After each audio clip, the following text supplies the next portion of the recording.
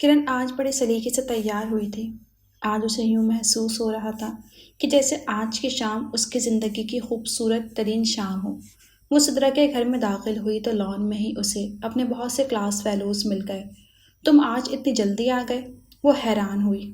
بھائی سدرا میڈم کا حکم تھا کہ ہم اس کے گھر کو سجائیں، اس لیے خدمت میں حاضر ہو گئے۔ اشفاق ہنستے ہوئے بولا۔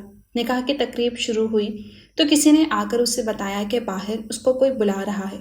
وہ باہر آئی تو لان میں آفاق اس کا منتظر تھا۔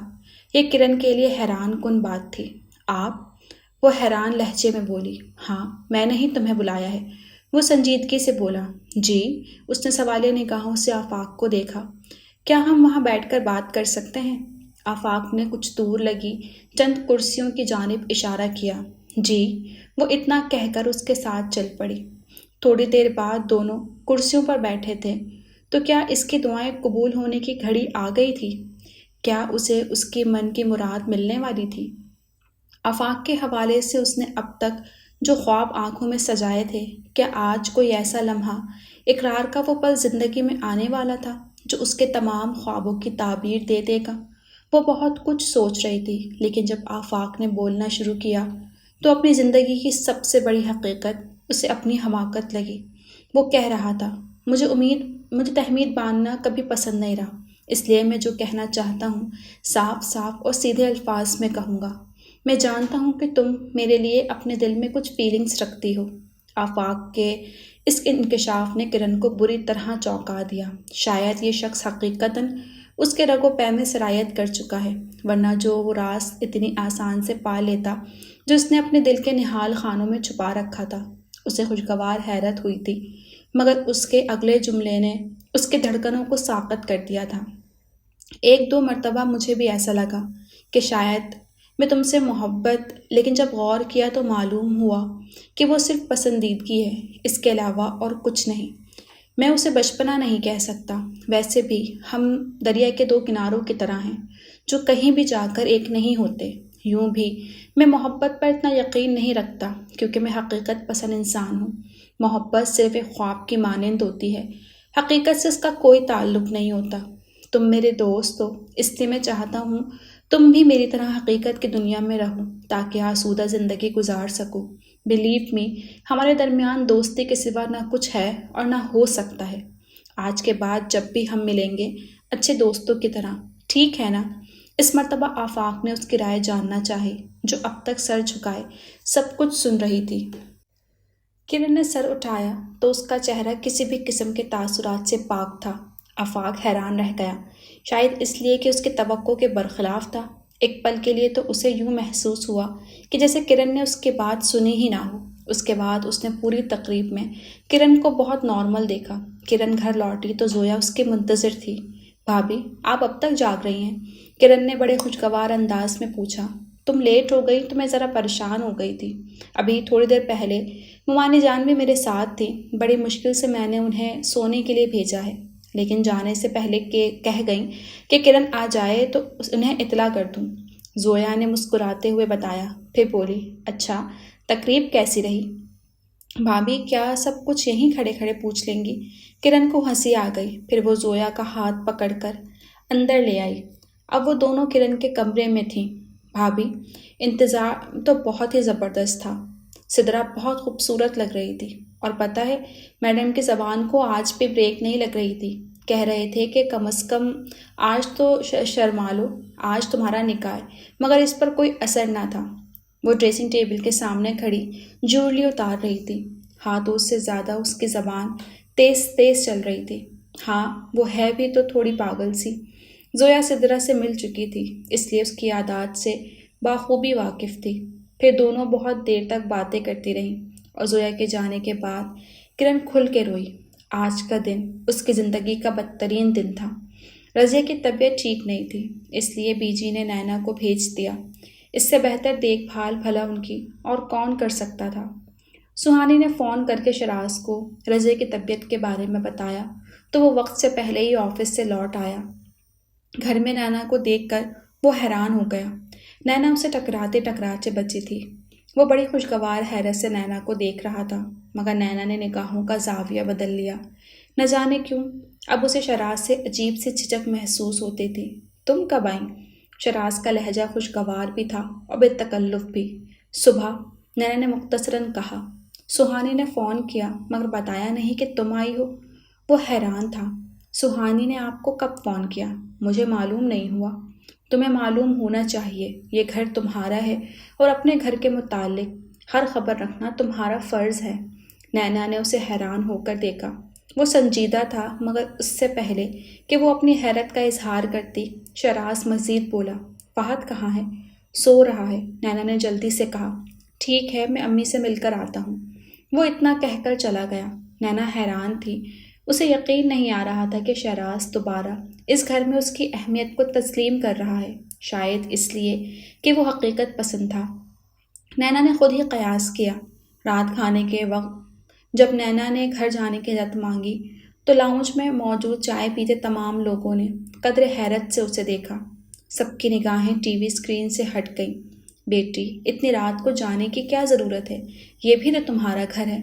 افندی صاحب نے پیار سے کہا۔ ہاں نینا، یہ ٹھیک کہہ رہے ہیں، رضیہ نے شوہر کی تاکید کی۔ ویسے بھی بھابھی، اتنی رات تو ہو چکی ہے، اگر جانا ضروری ہے تو میں آپ کو صبح چھوڑ آؤں گا، فراز نے آفر کی۔ بیجی نے کہا تھا میں رات تک لوٹ آؤں۔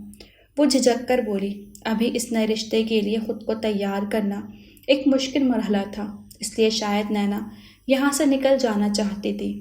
ٹھیک ہے، اگر بیجی نے کہا ہے تو کچھ سوچ سمجھ کر ہی کہا ہوگا۔ میرا خیال ہے کہ فراز تم اسے چھوڑ آؤ، رضیہ نے کہا۔ جی بہتر، فراز تو تھا ہی صدا کا سعادت مند۔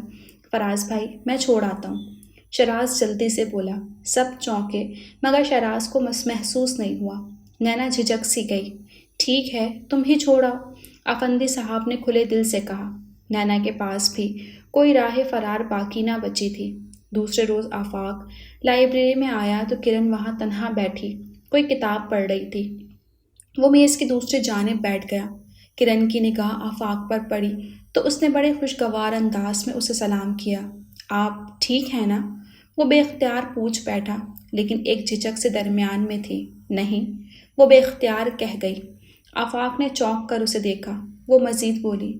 بھئی کل رات جتنا سدرا اور ظفر کے نکاح میں تھکے تھے، اس کے بعد کم از کم میں تو ہرگز ٹھیک نہیں رہ سکتی تھی۔ کرن نے وضاحت کرنے کے ساتھ ساتھ زبردستی ہی ہنسی ہونٹوں پر سجائی۔ آفاق خاموش رہا۔ چند لمحے یوں ہی بیت گئے، پھر وہ خود ہی بولا۔ کل جو میں نے کہا وہ سن کر یقیناً آپ مجھ سے نفرت کر رہی ہوں گی۔ میں نے آپ کو کل بہت ہرٹ کیا۔ وہ نادم تھا، اس کا ضمیر اسے چین نہیں لینے دے رہا تھا۔ اس نے ایک معصوم لڑکی کا دل توڑا تھا۔ یہ احساس جرم اسے بے چین کر رہا تھا۔ کل آپ نے بہت کچھ کہا، میں خاموش رہی، لیکن آج میں کچھ بتانا چاہتی ہوں، غور سے سنیے۔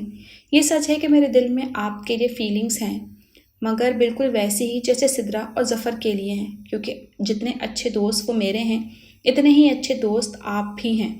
اس سے زیادہ آپ نے اگر کچھ سوچا سمجھا ہے تو وہ غلط ہے۔ آپ صرف میرے لیے ایک اچھے دوست ہیں، اس سے زیادہ کچھ نہیں۔ وہ سنجیدگی سے بولی۔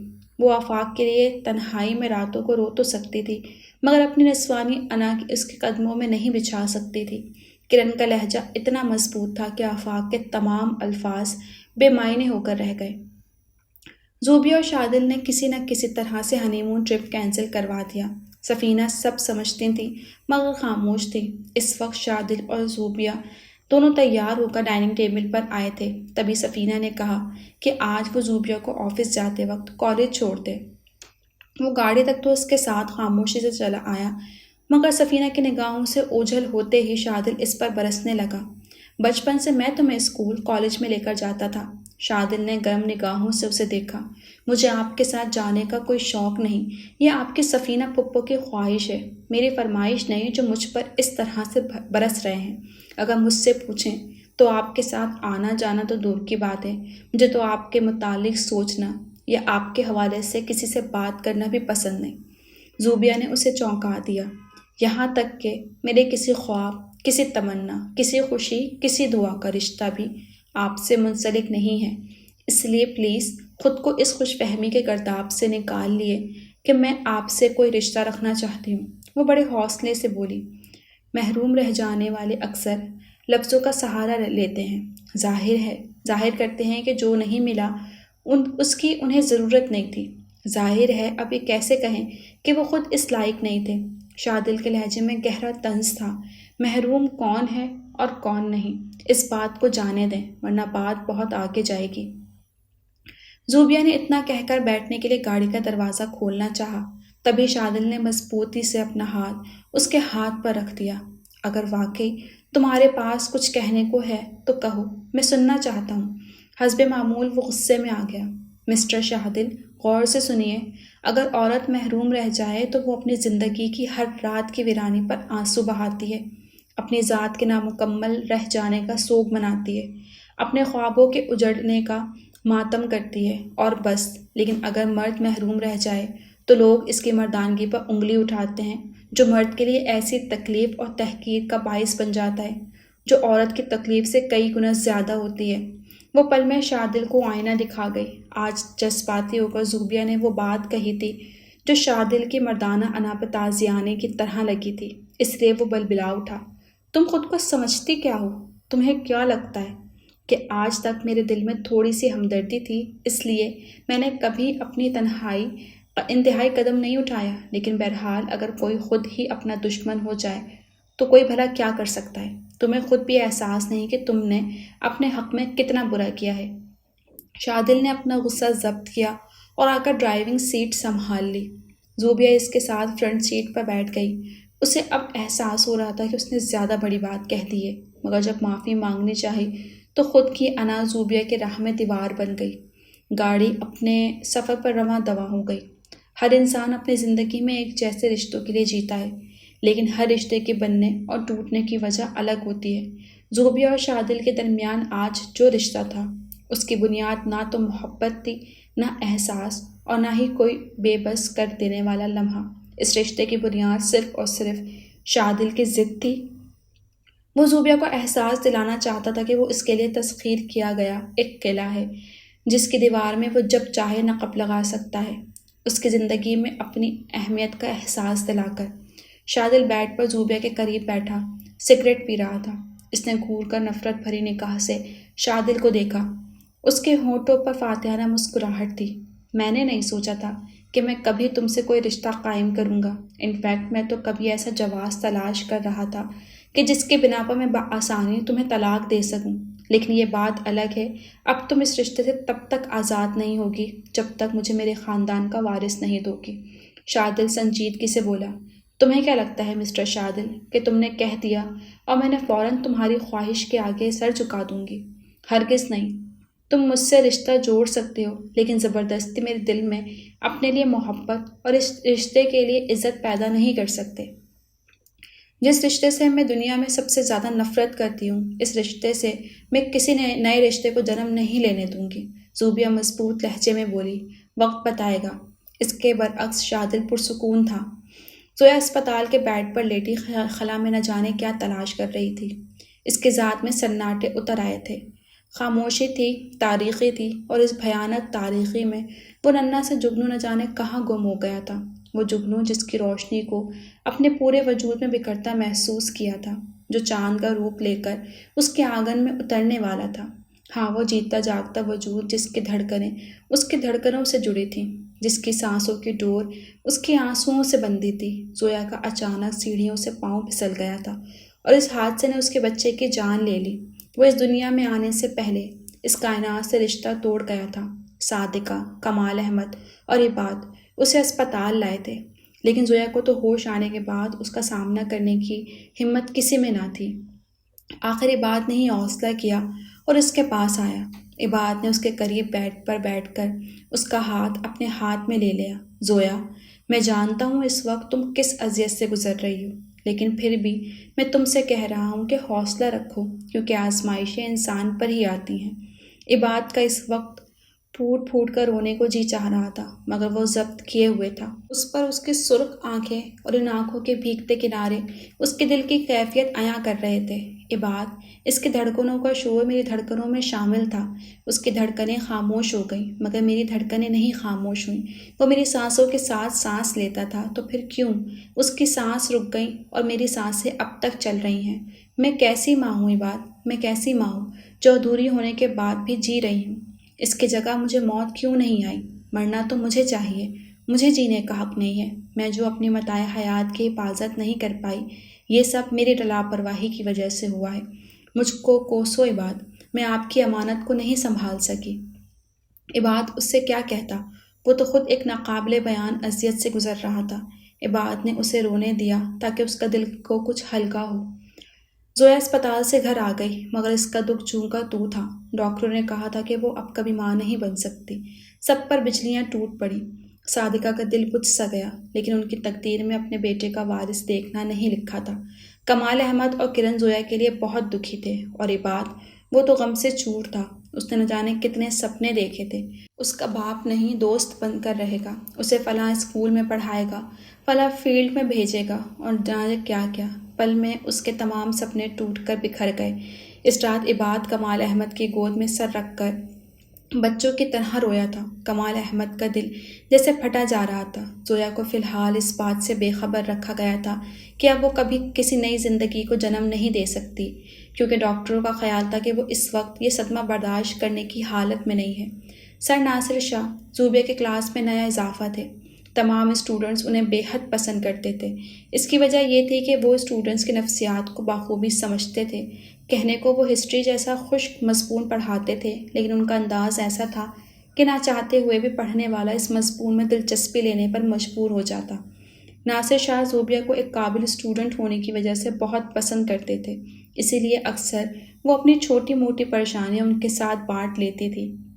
انہیں یہ بھی معلوم تھا کہ شادل اور زوبیہ کی شادی ایک سمجھوتا ہے۔ زوبیہ دل سے اس شادی کو تسلیم نہیں کرتی، اس لیے وہ اکثر اسے سمجھاتے رہتے تھے۔ اس وقت بھی وہ اسٹاف روم میں بیٹھے اسے سمجھا رہے تھے۔ دیکھو زوبیہ، جو رشتے زندگی میں شامل ہوتے ہیں انہیں نظر انداز کرنا ایسا ہوتا ہے جیسے انسان حقیقتوں سے نگاہیں چرا لے، اور حقیقتوں سے الگ ہو کر جینا آسان نہیں ہوتا۔ یہ راہ بڑی کٹھن ہوتی ہے۔ ہو سکتا ہے کہ میری باتیں تمہیں اچھی نہ لگیں، لیکن میں جو کہہ رہا ہوں تمہیں اپنی بیٹی سمجھ کر کہہ رہا ہوں۔ محبت زندگی میں بہت ضروری ہوتی ہے، اب شادی سے پہلے ملے یا بعد میں۔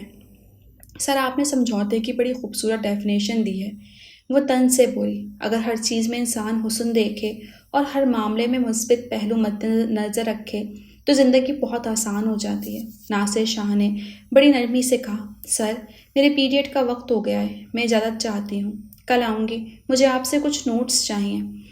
زوبیہ اتنا کہہ کر اٹھ کھڑی ہوئی۔ ٹھیک ہے، ناصر شاہ نے اتنا کہا اور اپنے کام میں مصروف ہو گئے۔ زوبیہ روم سے باہر آ گئی۔ کہہ دینا الگ بات ہے، لیکن سہنا الگ بات ہے۔ مجھ سے پوچھو کہ میں اس سرپھرے کو کیسے برداشت کر رہی ہوں۔ راز شادل اسے خلاف معمول خاموش لگا، ورنہ تو زوبیہ اس کے سامنے ہو اور وہ طنز کا کوئی تیر نہ پھینکے، یہ ناممکن تھا۔ وہ کمرے میں بے چینی سے ٹہل رہا تھا، یوں لگ رہا تھا کہ جیسے وہ کچھ کہنے کے لیے ہمت پیدا کر رہا ہو یا پھر بے ترتیب لفظوں کو ترتیب دے رہا ہو۔ زوبیہ بظاہر بیڈ پر بیٹھی کتاب پڑھ رہی تھی، مگر اس کی نگاہیں شادل کی حرکات و سکنات پر تھیں۔ وہ بیڈ پر اس کے قریب آ کر بیٹھا تو سگریٹ سلگا لی۔ کیا بات ہے، آپ کے ترکش میں طنز کا کوئی تیر باقی نہیں بچا جو آج اس قدر خاموش ہیں؟ زوبیہ نے طنزیں کہا۔ زوبیہ، تم زویا کو فون کر لو، شادل نے ٹھہر ٹھہر کر کہا تو وہ گھبرا سی گئی۔ سب ٹھیک تو ہے نا؟ اس نے سوالیہ نگاہوں سے شادل کو دیکھا۔ نہیں، اس کے ایک لفظ نے زوبیہ کی روح کو لرزا دیا۔ کیا ہوا؟ وہ شادل کے قریب آ گئی۔ زویا کا مسکیریج ہو گیا ہے، وہ دھیمے لہجے میں بولا۔ کیا؟ زوبیہ نے بے یقینی سے اسے دیکھا۔ آفاق اور کرن یونیورسٹی میں ساتھ پڑھتے ہیں، اس نے آفاق کو بتایا تھا، مجھے بھی اسی کے توسط پتہ چلا ہے۔ میں جانتا ہوں تمہارا زویا سے ملنا بہت مشکل ہے، لیکن کم از کم تم اسے فون تو کر سکتی ہو۔ اس کی بہن ہو تم، اس سے بات کرو گی تو اسے اچھا لگے گا، ایسا لگے گا کہ اس کا کوئی اپنا ہے جو اس دکھ کی گھڑی میں اس کے ساتھ ہے۔ شادل اس وقت بہت مختلف انسان لگ رہا تھا۔ میں کیا کہوں گی اسے، جبکہ میں جانتی ہوں کہ میرا کوئی حرف تسلی اس کے دل پر لگے زخم کا مرہم نہیں بن سکتا۔ اس کے دکھ کے سامنے میرا حوصلہ کم پڑ جائے گا، مجھ سے نہیں ہوگا، مجھ سے نہیں ہوگا۔ وہ شدت سے رونے لگی۔ شادل نے اسے بمشکل سنبھالا تھا۔ زوبیہ سے بات کر کے زویا کے دل کو بڑی دھارس ملی تھی۔ بہت وقت کے بعد لگا تھا کہ اس کا دکھ سمیٹنے والا ابھی کوئی اپنا ہے، وہ اکیلی نہیں ہے۔ کتنے لوگوں نے اسے تسلی دی، اس کے ساتھ روئے، مگر زویا کے دل کا بوجھ ہلکا نہیں ہوا، نہ وہ کھل کر روئی۔ لیکن جب عباد نے اسے زوبیا کا فون کہہ کر ریسیور تھمایا تو صرف اس کی آواز سن کر ہی زویا پھوٹ پھوٹ کر روئی تھی۔ زویا کے دل کو اب کچھ قرار نصیب ہوا تھا۔ آج اسے مدت کی بھی بہت یاد آ رہی تھی، اور ماں تو چیز ہی ایسی ہے کہ خوشی ہو یا غم، دونوں کیفیات میں اس کا ساتھ، اس کی موجودگی بہت اہم ہوتی ہے۔ اوان پیلس میں تمام لوگ ڈائننگ ٹیبل پہ موجود تھے، تبھی شراز بھی آن موجود ہوا۔ وہ رضیہ کے کہنے پر نینا کو لینے آیا تھا، اور یہ بات جب اس نے بیجی اور بابا صاحب سے کہی تب نیلما فوراً بولی، بابا صاحب میں چلی جاؤں؟ کتنے دنوں سے رضیہ خالہ سے نہیں ملی۔ اس نے اس انداز میں کہا کہ بابا صاحب نے دوسرا سوال کیے بنا اجازت دے دی۔ شراز کو اچھا نہیں لگا تھا، مگر بابا صاحب کے حکم کے بعد اس کے کچھ کہنے کی گنجائش باقی نہیں رہی تھی۔ مگر پھر بھی شراز نے ایک کوشش کی، بابا صاحب، امی کہہ رہی تھی کہ میں فہد کو ضرور ساتھ لاؤں۔ آپ فکر مت کریں، میں اسے سنبھال کر لے جاؤں گی۔ اس مرتبہ نیلما نے کسی کو بھی بولنے کا موقع دیے بنا کہا۔ نیلما کا اتنے اصرار سے جانا سب کو ہی عجیب لگ رہا تھا۔ میرے بچے کو سنبھال کر لے جانا، اس کا خیال رکھنا، نینا نے بطور خاص شراز کو ہدایت دی تھی، اور اس نے حامی بھر لی۔ شراز اور نیلما گاڑی میں بیٹھے تھے۔ فہد نیلما کی گود میں سو رہا تھا۔ گاڑی میں مکمل خاموشی تھی۔ شراز بہت دھیمی رفتار میں گاڑی چلا رہا تھا۔ آپ گاڑی اتنی آہستہ کیوں چلا رہے ہیں؟ نیلما نے یوں ہی پوچھ لیا۔ اگر بچے ساتھ ہوں تو گاڑی تیز نہیں چلانی چاہیے، ورنہ بچے خوف زدہ ہو جاتے ہیں، اور پھر یہ خوف ان کے دل میں مستقل رہتا ہے۔ شراز نے سنجیدگی سے جواب دیا۔ یہ آپ سے کس نے کہا؟ وہ حیران تھی۔ نینا نے۔ اس کے منہ سے بے اختیار نکل گیا، حالانکہ وہ نیلما کی موجودگی میں نینا کا ذکر نہیں کرنا چاہتا تھا۔ نینا کی کہی ہر بات آپ کو خوب یاد رہتی ہے، لیکن میرے متعلق ہر بات بھول جاتے ہیں، چاہے وہ میری محبت ہو یا کوئی عام سی بات۔ نینا نے شکوہ بھری نگاہوں سے شراز کو دیکھا۔ تم ہر بات میں منفی پہلو کیوں تلاش کر لیتی ہو؟ شراز خفگی سے بولا۔ اس کے ذمہ دار بھی آپ ہیں۔ نیلما نے اس کے سر الزام دھرا۔ اگر مجھ پر الزام لگانے سے تمہیں تسکین ملتی ہے تو ٹھیک ہے، جتنے چاہے الزام لگا لو، لیکن ایک بات یاد رکھنا، میری ذات پر الزام لگانے سے ہماری تقدیر بدل نہیں جائے گی، کیونکہ بہرحال حقیقت اپنی جگہ اٹل ہوتی ہے، لیکن پتہ نہیں کیوں تم یہ بات سمجھنا نہیں چاہتی۔ اس کا موڈ سخت خراب ہو گیا۔ ایک پل کے لیے نیلما کا جی چاہا کہ فہد کو اٹھا کر پھینک دے۔ اچھا طریقہ ڈھونڈا ہے تقدیر کو مورد الزام ٹھہرا کر اپنی ذات کو بر ذمہ کر لینے کا۔ وہ طنز سے بولی، تم جو چاہے سمجھو۔ شراز اتنا کہہ کر خاموش ہو گیا۔ نیلما نے بھی اس سے مزید کوئی بات نہیں کی۔ رستہ یوں ہی کٹ گیا۔ گھر پہنچ کر نینا کی جگہ نیلما کو پا کر رضیہ کو خوشی تو نہیں ہوئی، مگر انہوں نے ظاہر نہیں ہونے دیا۔ خوش دلی سے نیلما کو خوش آمدید کہا۔ شراز اسے چھوڑ کر آفس چلا گیا۔ نیلما رضیہ سے باتیں کرنے لگی۔ وہ عدم دلچسپی سے بے دلی سے جواب دیتی رہیں۔ نینا نہ سہی، فہد تو موجود تھا، اس لیے ان کی تمام تر توجہ کا محور اس کی ذات تھی۔ یہ بات نیلما کو پسند نہیں آئی۔ آج پھر امینہ آئی تھی۔ پہلے تو انہوں نے زویا کو خوب تسلی دی، پھر صادقہ کو لے کر ان کے کمرے میں آ گئیں۔ صادقہ کو احساس ہو گیا کہ وہ کوئی خاص بات کرنا چاہتی ہیں۔ دونوں بہنیں بیڈ پر آمنے سامنے بیٹھ گئیں۔ درمیان میں ہمیشہ کی طرح پاندان کھلا رکھا تھا۔ آج موسم سرد تھا، دوپہر ہونے کے باوجود فضا میں خنکی سی تھی۔ میں نے جب زویا کے متعلق سنا تو بڑا افسوس ہوا۔ ہائے ہائے، نصیب ہی خراب ہے، ورنہ آج عباد کا چاند سا بیٹا آپ کی گود میں کھیل رہا ہوتا۔ امینہ نے دونوں ہاتھوں کی ہتھیلیاں آپس میں رگڑتے ہوئے اظہار افسوس کیا تو صادقہ کا زخم پھر سے تازہ ہو گیا۔ آنکھوں میں نمی اتر آئی۔ کیا کریں، اب مقدر سے تو نہیں لڑ سکتے۔ وہ اپنے دوپٹے کے کونے سے آنکھیں رگڑتے ہوئے بولی، ایسا نہ کہو آپا، اچھی امید رکھو، خدا نے چاہا تو زویا کی گود پھر سے بھر جائے گی۔ امینہ نے یوں ہی رسماً کہا، ورنہ ایسا وہ کب چاہتی تھیں۔ ان کے خیال میں تو زویا ان کی بیٹی عبیرہ کی جگہ بیٹھی تھی، بھلا اس کے لیے دل سے دعا کیسے نکل سکتی تھی۔ اب کاہے کی امید بہنا، ساری امیدیں تو اسی لمحے دم توڑ گئیں جب ڈاکٹر نے یہ خبر سنائی کہ اب زویا کبھی ماں نہیں بن سکتی۔ ایک مرتبہ پھر ان کی آنکھیں بھیگ گئیں، اور زویا جو چائے لے کر اندر آنے والی تھی، اس کے سر پر تو جیسے آسمان ٹوٹ پڑا۔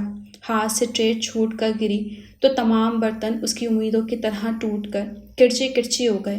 اتنا بڑا سانحہ گزر گیا تھا، لیکن اب بھی من میں ایک آس کا دیا روشن تھا، جس کی ٹمٹماتی لو نے اس کی امیدیں زندہ تھیں۔ لیکن یہ کیا ہو گیا تھا؟ سب کچھ ٹوٹ کر بکھر گیا تھا۔ وہ تہ دامن نہیں، بنجر بھی ہو گئی تھی۔ زویا کے آنسو رک رہے تھے۔ یہ قدرت نے اسے کیسی سزا دی تھی کہ وہ تمام عمر اپنی تکمیل کے لیے ترستی رہے۔ قسمت کی یہ کیسی ستم ظرفی تھی۔ بے اختیار وہ چیخ چیخ کر رونے لگی۔ صادقہ اور امینہ دوڑ کر کمرے سے باہر نکلی تھی۔ باہر آ کر دیکھا تو زویا کی حالت ابتر ہو رہی تھی۔ شراز آفس سے شام ڈھلے لوٹا تھا۔ اس عرصے میں اس نے جان بوجھ کر گھر میں فون نہیں کیا تھا، حالانکہ وہ 2 سے 3 مرتبہ فون کرنا اس کا معمول تھا، لیکن نیلما کی موجودگی میں فون کر کے وہ کوئی مسئلہ کھڑا نہیں کرنا چاہتا تھا۔ وہ نہیں چاہتا تھا کہ اب کوئی اس کے اور نیلما کے متعلق جانے۔ شراز بزدل ہرگز نہ تھا، لیکن نیلما اس سے منسوب ہو کر بدنام ہو جائے گی یہ اسے منظور نہیں تھا۔ ویسے بھی اب جو حالات درپیش تھے ان میں اس کی اور نیلما کی بات سامنے آنا کسی کے لیے بھی اچھا نہ تھا۔ اس نے بڑی مشکل سے خود کو نینا سے شادی کے لیے تیار کیا تھا، لیکن چاہتا تھا کہ وہ پھر سے کمزور پڑ جائے اور سب کچھ بکھر جائے۔ رضیہ سو رہی تھی، اس لیے وہ سیدھا فہد کے کمرے میں آ گیا۔ صبح وہ فہد کو نیلما کے ساتھ وہیں چھوڑ کر گیا تھا۔ نیلما اسے دیکھتے ہی گھبرا کر اٹھ کھڑی ہوئی اور بے وجہ مسکرائی۔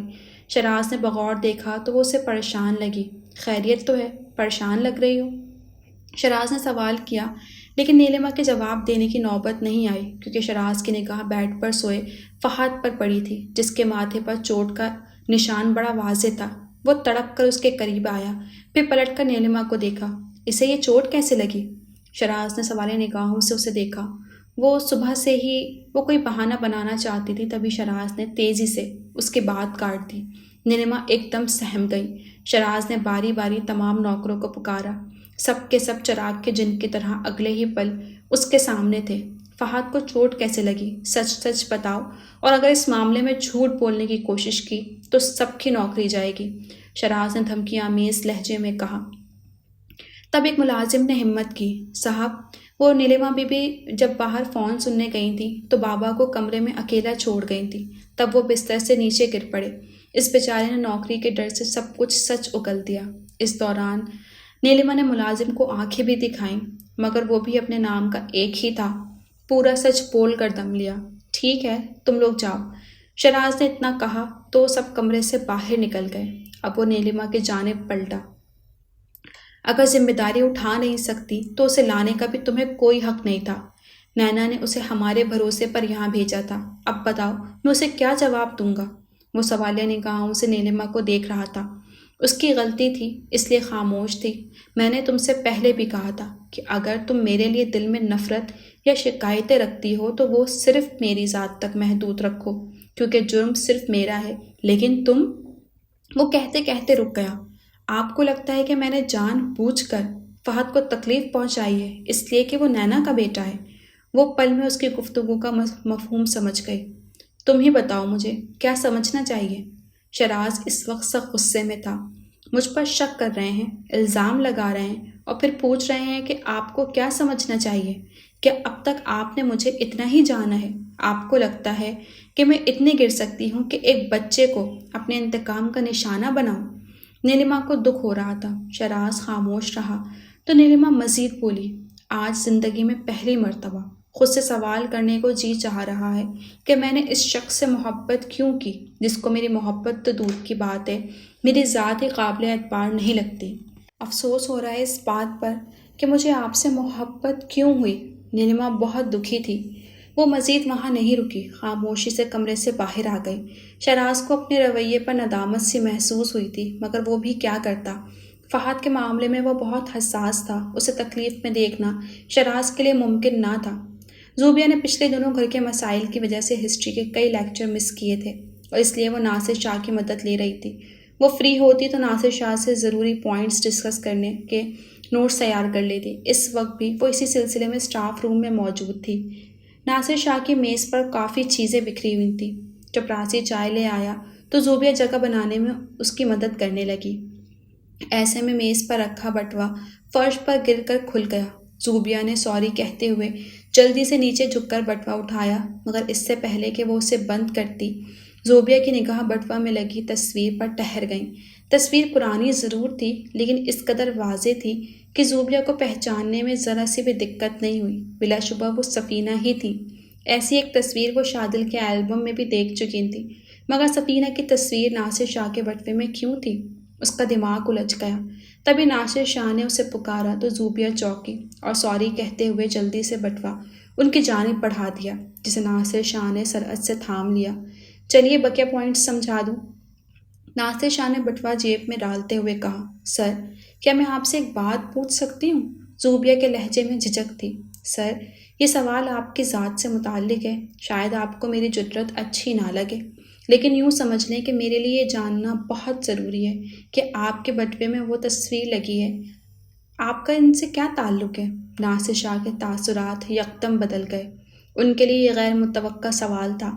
میں بتانا ضروری نہیں سمجھتا اور نہ ہی یہ پسند کرتا ہوں کہ کوئی میری ذاتی معاملے میں دلچسپی لے۔ وہ ذرا سخت لہجے میں بولے، سر اس دنیا میں ہر انسان کی زندگی کسی نہ کسی سے جڑی ہوتی ہے اور شاید اس بات کی بنا آپ کی زندگی کی کتاب مکمل نہیں ہو پائے۔ وہ پر یقین تھی۔ اس وقت میں آپ سے کوئی بات نہیں کرنا چاہتا، اس لیے پلیز آپ فوراً یہاں سے چلی جائیں۔ ناصر شاہ کا دماغ سلگ رہا تھا۔ ٹھیک ہے سر، ابھی میں چلی جاتی ہوں، لیکن میں یہی سوال لے کر دوبارہ آؤں گی اور تب تک آتی رہوں گی جب تک میں اس بارے میں جان نہیں لیتی۔ وہ اتنا کہہ کر اسٹاف روم سے باہر نکل گئی، لیکن ناصر شاہ کو بری طرح الجھا گئی۔ رات بھر زوبیہ کو ٹھیک سے نیند نہیں آئی تھی۔ وہ ناصر شاہ اور سفینہ کے متعلق سوچتی رہی۔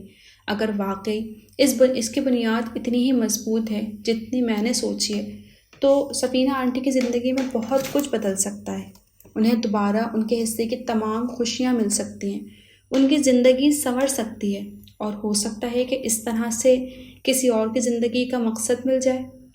شاید پاپا کے سر سے بے وفائی کا الزام ہٹ جائے، اور شاید مما اور سفینہ کے درمیان جو ایک اندیکھی دیوار ہے، مما کی جانب سے ہلکی سی بدگمانی ہے، شاید وہ نہ رہے۔ زوبیہ نے کروٹیں بدلتے بدلتے ڈھیروں امیدیں ناصر شاہ سے وابستہ کر لیں۔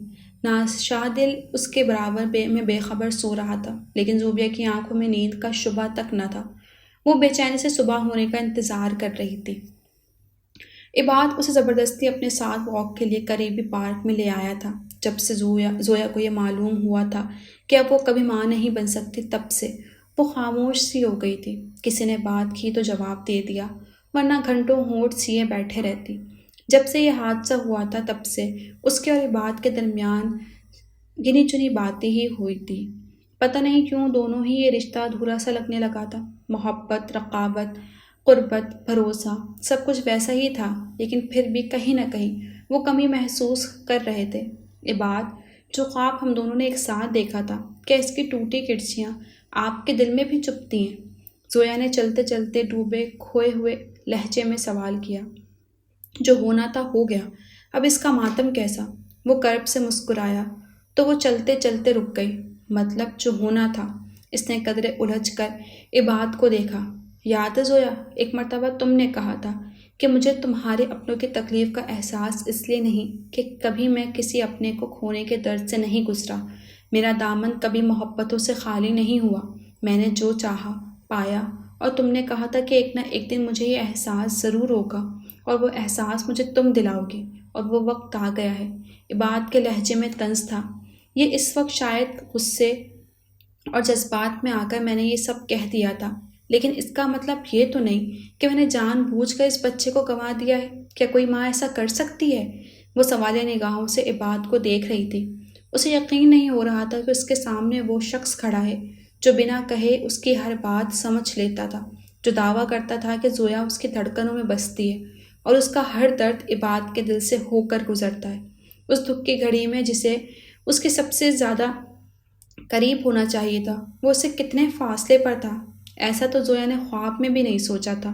وہ اس کے لیے دل میں بدگمانی کو جگہ دیے ہوئے تھا۔ جس نے کبھی کہا تھا کہ زویا، اس دل میں تمہاری محبت اتنی ہے کہ اب کسی اور جذبے کی گنجائش باقی نہیں ہے۔ پتہ نہیں وہ سچ تھا یا جھوٹ۔ زویا، کچھ رشتے ایسے ہوتے ہیں جو زندگی میں جگہ تو پا لیتے ہیں، کبھی سمجھوتا بن کر، یا کبھی کسی اور وجہ سے، لیکن عمر بھر بھی ان رشتوں میں چاہت اپنی جگہ نہیں بنا پاتی اور نتیجتاً وہ رشتے ٹوٹ کر بکھر جاتے ہیں، جیسے تمہارا اور ہمارے بچے کا رشتہ، یا میرا اور تمہارا۔ عباد کہتے کہتے رک گیا۔ آپ کہنا کیا چاہتے ہیں کہ میرے دل میں آپ کے لیے یا میری اولاد کے لیے کوئی چاہت نہیں؟ وہ صدمے کسی کیفیت میں تھی، اسے عباد سے یہ امید نہ تھی۔ زویا کے سوال پر وہ خاموش تھا۔ وہ پھر گویا ہوئی۔ دنیا میں کون سی ماں ایسی ہوگی جس کو اپنی اولاد اپنے وجود کے حصے سے محبت نہ ہو؟ آپ نے اتنی بڑی بات کیسے کہہ دی؟ کیوں کہہ دی؟ زویا نے اسے بے حد دکھ سے دیکھا۔ عباد کے دل میں یہ شک کا بیج امینہ نے بویا تھا۔ اسے احساس دلایا تھا کہ زویا کے لیے اس سے اور اپنے بچے سے زیادہ پیچھے چھوٹ جانے والے رشتوں کی اہمیت ہے۔ وہ صرف ان کے ساتھ سمجھوتے کی زندگی گزار رہی ہے، اور جس طرح وہ زویا کو اس کے اپنوں سے چھین لایا تھا، یہ بات اب بھی اس کے دل میں موجود ہے، اور شاید اس نے بات کو سزا دینے یا اس سے بدلہ لینے کے لیے اسے زندگی بھر کا روک دیا ہے۔ پہلے تو عباد اس بات پر خفا ہو جاتا، لیکن بہرحال امینہ نے اپنی کوشش جاری رکھی۔ کہتے ہیں اگر پتھر پر بھی مسلسل پانی پڑتا رہے تو اس میں شگاف ہو جاتا ہے۔ عباد تو پھر انسان تھا۔ آہستہ آہستہ اسے بھی امینہ کی باتوں پر یقین آنے لگا، کیونکہ محبت جو انسان کا ایمان ہوتی ہے وہ اب کمزور پڑنے لگی تھی، اور جب ایمان کمزور پڑ جائے تو حالات اور گمان دونوں اس پر حاوی ہونے لگتے ہیں۔ عباد کی بھی کیفیت ایسی ہی تھی۔ عباد، وہ کچھ کہنا چاہتی تھی، تب اس نے زویا کی بات قطعی کرتے ہوئے کہا، گھر چلتے ہیں، دیر ہو گئی ہے۔ وہ اتنا کہہ کر آگے بڑھ گیا۔ زویا اس کی بے حسی پر حیران تھی۔ نینا کتنی مرتبہ فہد کے لیے فون کر چکی تھی، اس لیے رضیہ کے کہنے پر شراز اسے چھوڑنے آیا تھا۔ نینا بے چینی سے لان میں ٹہل رہی تھی۔ عباد کو دیکھتے ہی وہ بے اختیار اس کے جانب لپکی اور اسے شراز کی گود سے لے لیا۔ تبھی اس کی نگاہ فہد کی چوٹ پر پڑی۔ اسے کیا ہوا؟ نینا کے سوالیہ نگاہوں سے شراز کو دیکھا، تب اس نے جھجکتے ہوئے نینا کو نیلما کی لاپرواہی کے بارے میں بتایا تھا۔ میں نے فہد کو آپ کے بھروسے بھیجا تھا، اس لیے پلیز نیلما کو الزام مت دیں۔ صاف صاف یہ کہیں کہ آپ ذمہ داری نبھانے میں چوک گئے۔ بہرحال آج کے بعد آپ پر بھروسہ کرنے کی غلطی ہرگز نہیں کروں گی۔ وہ اتنا کہہ کر فہد کو لیے اندر چلی گئی، یہاں تک کہ اس نے شراز کو معافی مانگنے کا موقع بھی نہیں دیا تھا۔ اگلے روز زوبیہ پھر اسٹاف روم میں ناصر شاہ کے سامنے تھی۔ دیکھیے، اگر آپ دوبارہ کل والے موضوع پر گفتگو کرنا چاہتی ہیں تو میں اس بارے میں آپ سے کوئی بات نہیں کرنا چاہتا۔ وہ زوبیہ کو دیکھتے ہی ذرا خفگی سے بولے اور دوبارہ کاغذات کو دیکھنے لگے۔ ٹھیک ہے سر، آپ مجھ سے اس بارے میں بات نہیں کرنا چاہتے تو مت کیجیے، لیکن اسے ضرور دیکھیے۔ زوبیہ نے ویسی ہی تصویر ان کے سامنے رکھ دی جیسے ناصر شاہ کے بٹوے میں تھی۔ یہ تصویر تمہارے پاس کیسے؟ تم ان کی کیا لگتی ہو؟ ان سے تمہارا رشتہ؟ وہ اپنی جگہ سے اٹھ کھڑے ہوئے۔ میں آپ کے تمام سوالوں کا جواب دوں گی، مگر اس سے پہلے آپ کو مجھے اپنے اور ان کے رشتے کی نوعیت بتانی ہوگی۔ زوبیہ نے تصویر کی جانب اشارہ کیا۔ ہو سکتا ہے سر کہ اسی بہانے جو راہ اندھیر میں کہیں کھو گئی ہے وہ پھر سے دکھائی دے جائے۔ امید کا دیا زوبیہ کے دل میں روشن تھا، جس کی روشنی اس کی آنکھوں میں دکھائی دے رہی تھی۔ بیٹھ جاؤ۔ اس مرتبہ ناصر شاہ کے لہجے میں نرمی تھی۔ زوبیہ خاموشی سے ان کی میز کی دوسری جانب بیٹھ گئی۔ تب ناصر شاہ نے بولنا شروع کیا۔ سفینہ اور میں کالج میں ساتھ پڑھتے تھے۔ میں نے جب اسے دیکھا، میرے لیے کسی اور کو دیکھنا تو دور کی بات ہے، کسی اور کے متعلق سوچنا بھی گناہ تھا۔ پھر مجھے کب اس سے محبت ہو گئی، اس بات کی خبر مجھے بھی نہیں ہوئی، اور جب محبت کا ادراک ہوا تو یہ انکشاف ہوا کہ وہ کسی اور کی امانت ہے۔ بچپن سے ہی اپنے کزن جہانزیب علی عوان سے منسوب ہے۔ وہ بول رہے تھے۔ زوبیہ بے صبری سے ناصر شاہ کی گفتگو اختتام پذیر ہونے کی منتظر تھی۔ جی چاہا کہ ایک مرتبہ میں اسے اپنے تمام احساسات کے متعلق بتا دوں، مگر پھر یہ سوچ کر خاموش رہا کہ نہ جانے وہ میری فیلنگز کو کس نظر سے دیکھے۔ پھر زندگی میں سب کو سب کچھ مل جائے کہ ضروری بھی تو نہیں۔ جن سے محبت ہو ان کی خوشیاں سب سے زیادہ اہم ہوتی ہیں۔ بس اسی لیے میں نے اپنے ہونٹ سی لیے، لیکن میری زندگی میں ایک بھی لمحہ ایسا نہیں گزرا جب میرا دل اس کی محبت کے احساس کو بھول پایا ہو، اور آج بھی میری زندگی اور میرے دل میں اس کی محبت کے سوا اور کچھ نہیں۔ ناصر شاہ سچائی سے بولے۔ ایک انجان لڑکی کے سامنے برسوں بعد انہوں نے اتنا کچھ کہا تھا، شاید اس لیے کہ اس کے پاس سفینہ کا حوالہ تھا۔ زوبیہ کو ناصر شاہ سے دلی ہمدردی محسوس ہوئی۔ میں نے سب کچھ تمہیں بتا دیا، اب تم بتاؤ کہ سفینہ سے تمہارا کیا رشتہ ہے؟ وہ زوبیہ کی جانب سوالیہ نگاہوں سے دیکھ رہے تھے۔ میں جہانزیب علی اوان کی بیٹی ہوں، وہ بڑی ہمت سے بولی۔ اسے نہیں معلوم تھا یہ سننے کے بعد ناصر شاہ کا کیا رد عمل ہوگا۔ مطلب تم سفینہ کی بیٹی ہو؟ ناصر شاہ نے اسے بغور دیکھا۔ پاپا نے سفینہ آنٹی سے شادی نہیں کی تھی۔ زوبیہ کے اس انکشاف پر ناصر شاہ کے دل پر ایک قیامت سے ٹوٹ پڑی۔ انہیں دوبارہ سوال کرنے کے لیے اپنے بکھرتے حوصلوں کو یکجا کرنا پڑا۔ تمہارے پاپا نے سفینہ سے شادی کیوں نہیں کی؟ آپ نے تمام عمر سفینہ آنٹی کی یادوں کے ساتھ زندگی بسر کی، حالانکہ زندگی میں ایک پرخلوص ساتھ بہت معنی رکھتا ہے۔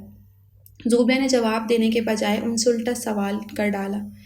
جب لوگوں سے محبت ہو، ان سے الگ ہو کر ان کی یادوں کے سہارے تو زندگی گزاری جا سکتی ہے، لیکن ان یادوں میں کبھی کسی اور کو شریک کر کے منافقت کرنا محبت کی توہین ہے۔ ناصر شاہ صاحب گوئی سے بولے۔ پاپا بھی منافقت نہیں کرنا چاہتے تھے، اس لیے انہیں ماما کا ہاتھ تھامنے کے لیے سفینہ آنٹی سے رشتہ توڑنا پڑا۔ اب ہم جتنا کچھ بھی کہیں، محبت بہرحال اپنی جگہ ایک اٹل حقیقت ہے۔ ناصر شاہ خاموش ہو گئے تھے۔ زوبیہ کو ان کی خاموشی بہت محسوس ہوئی۔ کیا سوچ رہے ہیں سر؟ کچھ کہیں گے نہیں؟ وہ سوالیہ نگاہوں سے انہیں دیکھ رہی تھی۔ کیا میرے پاس اب بھی کچھ کہنے کو باقی ہے؟ ناصر شاہ نے پلٹ کر سوال کیا۔ سر، شاید آپ کو میری گفتگو گستاخانہ اور بے موقع لگے، لیکن میں پھر بھی ایک بات ضرور کہوں گی کہ اگر ہم کسی سے بہت محبت کریں اور زندگی کی راہوں میں اسے تنہا پائیں، وہ بھی اس وقت جب وہ کوئی ادھوری زندگی جی رہا ہو، لاحاصل انتظار کو زندگی سمجھ رہا ہو، تو بنا کسی شرط، بغیر کسی خوف کے اپنا ہاتھ اس کے جانب بڑھا دینا چاہیے۔ اسے بتانا چاہیے کہ کوئی ہے جسے اس کے ہنسنے اور رونے سے فرق پڑتا ہے، کوئی ہے جو آج بھی بس اسی کے لیے ہے۔ کم از کم ایسا کرنے سے کوئی پچھتاوا تو باقی نہیں رہے گا۔ منزل تبھی ملتی ہے جب صحیح وقت پر صحیح راستے کا انتخاب کیا جائے۔ زوبیہ نے گویا ناصر شاہ کو خوشیوں کی نوید دی تھی، منزل تک پہنچنے کا راستہ دکھایا تھا۔ زوبیہ چلی گئی اور ناصر شاہ تا دیر اس کی کہی باتوں کے متعلق سوچتے رہے۔ عباد اور زویا کے درمیان نہ جانے کیوں اندھے کی دیوار کھڑی ہو گئی تھی۔ قربتیں اب فاصلوں میں تبدیل ہو گئی تھیں۔ ان کے درمیان چند گنے چنے جملوں کا تبادلہ ہوتا تھا۔ یوں لگتا تھا جیسے دو اجنبی بحالات مجبوری ایک چھت تلے رہ رہے ہیں۔ ایسا تو تب بھی نہیں ہوا تھا جب وہ اور زویا تقریباً اجنبی تھے۔ زویا اسے بیڈ سے اٹھ کر اپنے کمرے کی کھڑکی میں آ کھڑی ہوئی۔ مغرب کا وقت ہو چکا تھا، لیکن اب تک عباد نہیں لوٹا تھا۔ زویا نے کھڑکی سے باہر دیکھا۔ آسمان رنگ بدل رہا تھا، پرندے اپنے آشیانوں کی طرف لوٹ رہے تھے، تمام مناظر آہستہ آہستہ تبدیل ہو رہے تھے۔ ایک وقت تھا جب عباد اس کی چھوٹی سے چھوٹی بات کی پرواہ کرتا تھا۔ یہ کیسا رنگ پہنا ہے؟ کپڑے کیوں نہیں تبدیل کیے؟ زویا، تم کھانا کیوں نہیں ٹھیک سے کھاتی؟ اور آج وہ وقت تھا کہ وہ ایک جوڑا دو دن تک پہنے رکھتی، مگر یہ بات تبدیل کرنے کو نہ کہتا۔ اس کے سامنے سے بھوکی اٹھ جاتی، اسے پرواہ نہ ہوتی، اور جو بیمار پڑ جاتی تو بڑے آرام سے پتے تھما کر ڈاکٹر کے پاس جانے کا مشورہ دے دیتا۔ آج بھی اس کی طبیعت صبح سے ہی خراب تھی، لیکن اسے کوئی پرواہ نہ تھی۔ اس ثانیے کے بعد صادقہ کا رویہ پہلے جیسا ہو گیا تھا۔ شاید وہ ان کی نگاہ میں تب تک ہی معتبر تھی جب تک انہیں اس سے وارث ملنے کی امید تھی۔ اب تو زویا خود کو ایسی شے محسوس کر رہی تھی جو بے مصرف گھر کے کونے میں پڑی رہتی ہو، جسے کسی وقت بھی گھر سے اٹھا کر باہر پھینکا جا سکتا ہے۔ کرن اور کمال احمد اپنے تین اس کا بہت خیال رکھتے تھے، لیکن عباد کا نعم البدل تو نہیں ہو سکتے تھے۔ پھر بھی ان کی موجودگی میں اس کا غم کافی ہلکا ہو جاتا تھا۔ وہ اپنی سوچوں میں گم تھی۔ جب عباد کمرے میں داخل ہوا تو وہ اس کے قریب چلی آئی۔ آ گئے آپ؟ زویا نے مسکرانے کی کوشش کی۔ وہ بیڈ پر بیٹھا جوتے اتار رہا تھا۔ اگر یہاں موجود ہوں تو نظر آ رہا ہوں؟ عباد کے لہجے میں ترشی تھی۔ عباد، آپ کو یاد ہے کہ آخری مرتبہ آپ نے کب مجھ سے ڈھنگ سے بات کی تھی؟ وہ دکھی تھی، لیکن لہجہ نرم تھا۔ عباد خاموش رکھا تو وہ مزید بولی۔ ایک وقت تھا کہ آپ میری ذرا سی تکلیف پر تڑپ جاتے تھے، گھنٹوں میرے سرہانے بیٹھے رہتے تھے، لیکن آج وہ سب کیا بات تھی؟ آپ کو یہ پوچھنے کی فرصت نہیں کہ میں ٹھیک بھی ہوں یا نہیں، حالانکہ آپ جانتے ہیں کہ میری طبیعت ٹھیک نہیں۔ پتہ ہے سارا دن میری نگاہیں فون پر تھی کہ ابھی آپ کا فون آئے گا اور آپ میری طبیعت کے متعلق جاننے کی کوشش کریں گے، مگر آپ کو تو جیسے کوئی پرواہ ہی نہیں۔ وہ ناراضگی سے بولی۔ زویا، میں وہاں فارغ نہیں ہوتا کہ گھر پر فون کرتا رہوں۔ اور یہ ثابت کرنے کے لیے کہ اب بھی مجھے تمہاری پرواہ ہے کہ میں سارا کام کاج چھوڑ کر گھر بیٹھ جاؤں۔ عباد ایک دم سے غصے میں آ گیا۔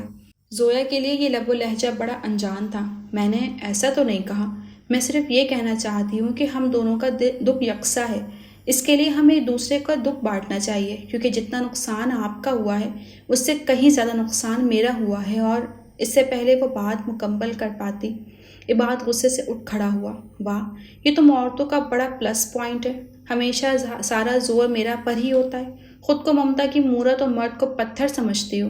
مطلب سارا دکھ، ساری فیلنگز ماں کو ہوتی ہیں، باپ میں احساس نام کی کوئی چیز نہیں ہوتی۔ عباد جیسے پپر گیا۔ آپ مجھے غلط سمجھ رہے ہیں، میرا کہنے کا یہ مطلب نہیں تھا۔ وہ اندر ہی اندر لرز اٹھی۔ تمہیں تو خود کو ہر الزام سے برذمہ کرنے کی پرانی عادت ہے۔ وہ طنزیہ بولا۔ آپ کے دل میں جو بات ہے کھل کر کہہ دیں، ہم دونوں کے لیے بہتر رہے گا۔ زویا جیسے اس روز اور شب سے تھک سی گئی تھی۔ تو سنو زویا، میرے بچے کو تمہاری وہ تمام بد دعائیں لگ گئیں جو کبھی میری دیوانگی کے سبب تمہارے دل سے نکلی تھیں۔ میں نے تم سے تمہارے رشتے چھینے تو تم نے مجھ سے میرا بچہ چھین کا حساب برابر کر دیا۔ تو پھر اب کس بات کا رونا، اب کیسا پچھتاوا، اب کس بات کا سوگ منا رہی ہو تم تو خوش ہو کہ تم نے عباد کمال کی بے وقوفی کا ایسے منہ توڑ جواب دیا ہے۔ عباد نے زویا کو شانوں سے پکڑ کر جھنجھوڑ ڈالا۔ اب مجھے لگنے لگا ہے یہ سب انجانے میں نہیں ہوا، شاید تم بھی یہی چاہتی تھی۔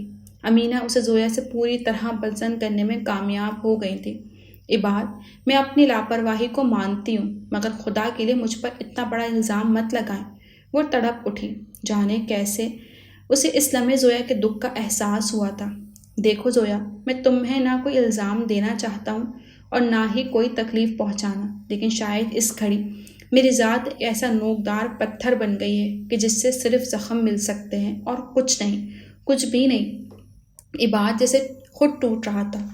زویا نے آگے بڑھ کر اس کے شانے پر سر رکھ دیا۔ سب ٹھیک ہو جائے گا عباد، سب ٹھیک ہو جائے گا۔ زویا نے تسلی دی۔ کاش سب ٹھیک ہو جائے، عباد حسرت سے بولا۔ سفینہ ٹیرس پر تھی جب زوبیہ بھی اٹھ کر ان کے پیچھے چلی آئی۔ نیچے سب ٹی وی لاؤنج میں بیٹھے فلم دیکھ رہے تھے۔ تم فلم چھوڑ کر کیوں چلی آئیں؟ سفینہ نے اسے قدرے حیرت سے دیکھا۔ بس ایسے ہی آنٹی، آپ سے باتیں کرنے کو جی چاہ رہا تھا، زوبیہ نے مسکراتے ہوئے کہا۔ اس سے اچھی کیا بات ہو سکتی ہے، ویسے بھی میں بور ہو رہی تھی، وہ بڑی خوش دلی سے بولی۔ 2 پل دونوں کے درمیان خاموشی حائل رہی۔ اس مدت میں زوبیہ نے اپنے الفاظ ترتیب دے لیے تھے۔ تمہاری پڑھائی کیسے جا رہی ہے؟ سفینہ نے پوچھا۔ بہت اچھی، ابھی کچھ دنوں میں ایگزامس ہونے والے ہیں، امید ہے رزلٹ بہت اچھا آئے گا، زوبیہ نے تیزی سے کہا۔ خدا تمہیں ہر آزمائش میں کامیاب کرے۔ انہوں نے دل سے دعا کی۔ میں بھی یہی کوشش کر رہی ہوں کہ ہر آزمائش سے گزر سکوں، پھر چاہے وہ پڑھائی ہو یا رشتوں میں۔ آنٹی، میری دلی خواہش ہے کہ میں منجدار میں پھنسے رشتوں کو کنارہ دے سکوں۔ اس کا انداز ایسا تھا کہ سفینہ کو گمان تک نہ ہوا کہ زوبیہ ان کے اور ناصر شاہ کے رشتے کی بات کر رہی ہے۔ انہیں لگا کہ زوبیہ کا اشارہ اس کے اور شادل کے رشتے کی طرف ہے۔ میں بھی دل کی گہرائیوں سے چاہتی ہوں کہ اس رشتے کو کنارہ مل جائے۔ تم اور شادل اپنی زندگی میں خوش رہو، مجھے اور کیا چاہیے؟ سفینہ نے پیار سے زوبیہ کا چہرہ دیکھا۔ لیکن انٹی، ہمیں آپ سے اور بھی بہت کچھ چاہیے، زوبیہ نے سنجیدگی سے کہا۔ کیا؟ سفینہ چونک گئی۔ میرا مطلب آپ کی مسکان اور آپ کی دعائیں، وہ ہنستے ہوئے بولی۔ تمہارا خیال ہے میں مسکراتی نہیں؟ وہ حیران تھیں۔ مسکراتی ضرور ہیں آنٹی، لیکن وہ مسکراہٹ ادھوری ہوتی ہے، آپ کی زندگی اور آپ کی خواہشوں کی طرح، آپ کی زندگی میں کی گئی اب تک کی دعاؤں کی طرح۔ سفینہ کے چہرے کے تاثرات بدل رہے تھے، مگر زوبیہ اس سے بے پرواہ بول رہی تھی۔ آنٹی، آپ کا دل نہیں چاہتا کہ آپ یادوں کے سہارے نہیں، خود اپنے لیے جئیں اور کوئی ہو جسے آپ کی خوشی سے غم سے فرق پڑے؟ اور جبھی سفینہ نے اس پر ایک گرم نگاہ ڈالی، زوبیہ کی زبان کو بریک لگ گئے۔ تمہیں نہیں لگتا کہ تمہیں مجھ سے ایسی گفتگو نہیں کرنی چاہیے؟ سفینہ نے اسے گویا اس کے حد کا احساس دلایا۔ میں جانتی ہوں شاید آپ کو میری یہ باتیں اچھی نہ لگیں، لیکن بہرحال آپ بھی جانتی ہیں اور میں بھی کہ یہ سچ ہے اور کہنے نہ کہنے سے سچ بدل نہیں جاتا۔ زوبیہ ضدی انداز میں بولی۔ Zobia, don't cross your limits, اس مرتبہ سفینہ نے سختی سے اسے ٹوک دیا اور اس سے پہلے کہ زوبیہ کچھ اور کہتی وہ تیزی سے سیڑھیاں اترتی ہوئی نیچے چلی آئیں۔ آنٹی، آپ کی ادھوری زندگی ہے اور اس کا احساس میں آپ کو دلا کر چھوڑوں گی۔ زوبیہ پرعزم تھی۔ فہد کی طبیعت صبح سے خراب تھی۔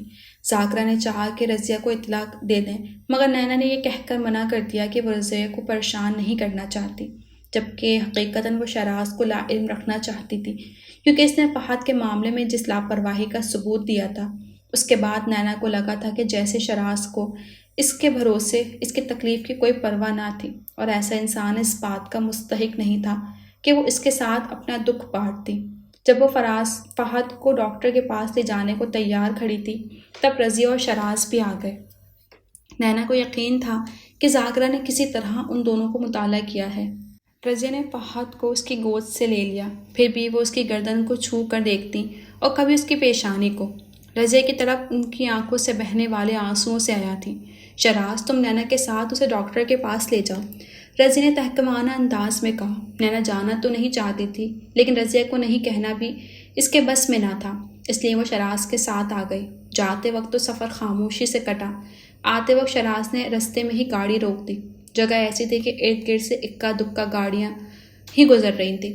فہد کی طبیعت خراب تھی، لیکن تم نے مجھے اطلاع دینا بھی گوارا نہ کیا۔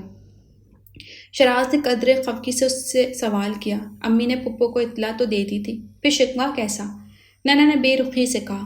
حالانکہ اطلاع دینا تمہارا فرض ہے، شہراز نے گویا جتایا۔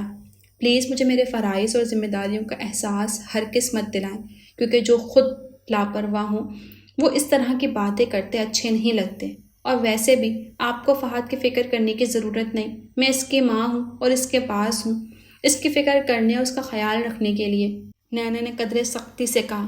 کیا جتانا چاہتی ہو کہ میں اس کا کچھ نہیں ہوں؟ اس کے تمام رشتے صرف تمہاری ذات سے منسوب ہیں؟ شہراز نے اسے شاکی نگاہوں سے دیکھا۔ نینا خاموش رہی۔ تمہیں کیا لگتا ہے کہ میں جان بوجھ کر فہد کے ساتھ ایسا کیا؟ کیا میں اتنا گرا ہوا ہوں؟ نینا کی نگاہیں شہراز کو چبھتی ہوئی محسوس ہو رہی تھیں۔ وہ بولی، میں صرف ایک بات جانتی ہوں کہ آپ کے لیے فہد بھلے صرف آپ کے خاندان کا وارث ہو، لیکن میری جان ہے۔ اگر اسے کچھ ہو گیا تو میں بھی مر جاؤں گی۔ وہ یکدم سے رو پڑی۔ اگر تمہیں میری وجہ سے تکلیف پہنچی ہے تو I am sorry, but believe me, میں نے جان بوجھ کر کچھ نہیں کیا۔ نینا کی آنکھوں میں آنسو تھے جو شہراز نے اپنی انگلیوں کے پورے سے چن لیے۔ شہراز کی انگلیوں کا لمس اپنے رخسار پر محسوس کر کے اسے عجیب سا احساس ہوا تھا۔ نینا نے نگاہوں کا زاویہ بدل لیا۔ شہراز نے گاڑی سٹارٹ کر دی۔ بظاہر کچھ نہیں ہوا تھا، مگر کہیں نہ کہیں کوئی نہ کوئی تبدیلی ضرور آئی تھی۔